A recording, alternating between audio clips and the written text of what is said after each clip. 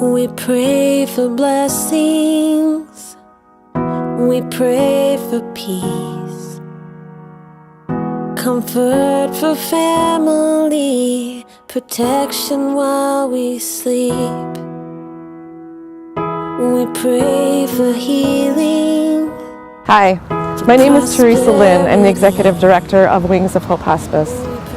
The story that you are about to hear is about a man named Kevin. He was one of our patients. Kevin's story is special because of the love of his family and his friends. It was pretty amazing. He also went through a pretty involved ordeal with all the symptoms that he experienced at the end of his life, and it took truly our whole team to help him feel comfortable.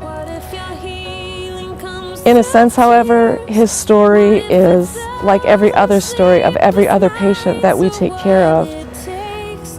Everybody has their own way of experiencing the end of life, and families all experience it in their own way.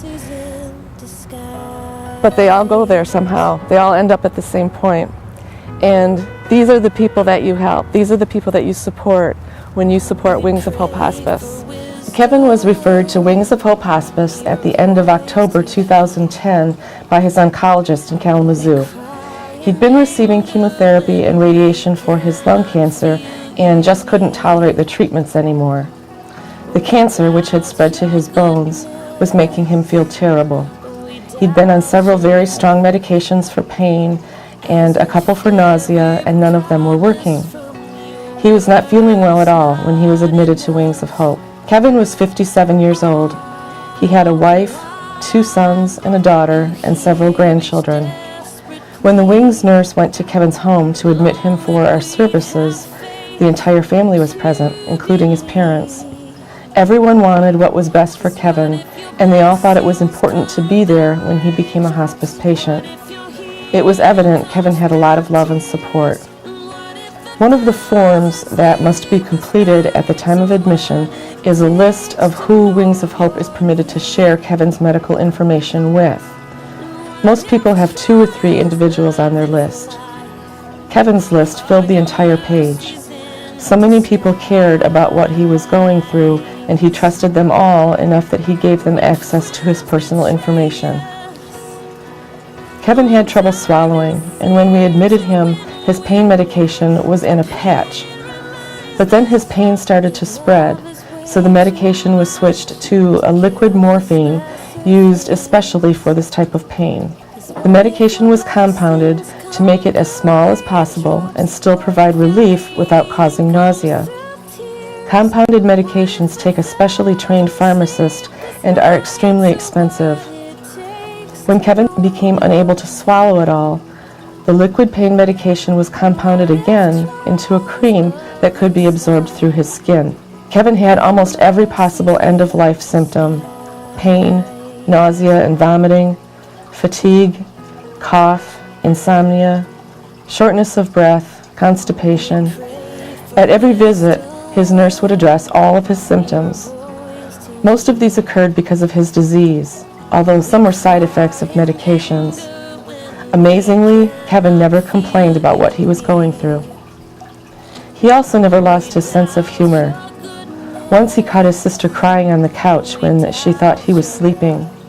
He told her, "Stop crying. If this were you, you'd still be laying in a wet bed because I wouldn't clean you up."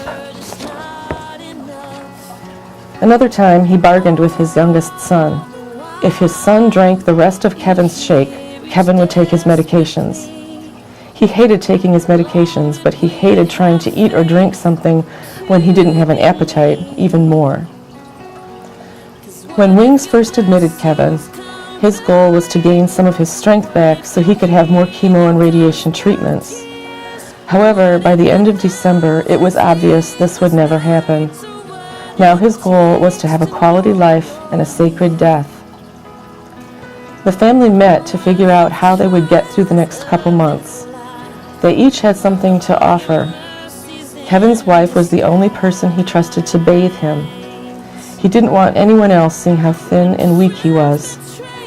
His daughter was in charge of people management, passing along information to everyone so they'd all have the latest information, as well as making sure visits didn't last too long and wear her father out. His oldest son handled the family finances and helped make sure funeral arrangements were in place. Kevin's parents returned from Arizona to be with Kevin, although no one told him why they came back early.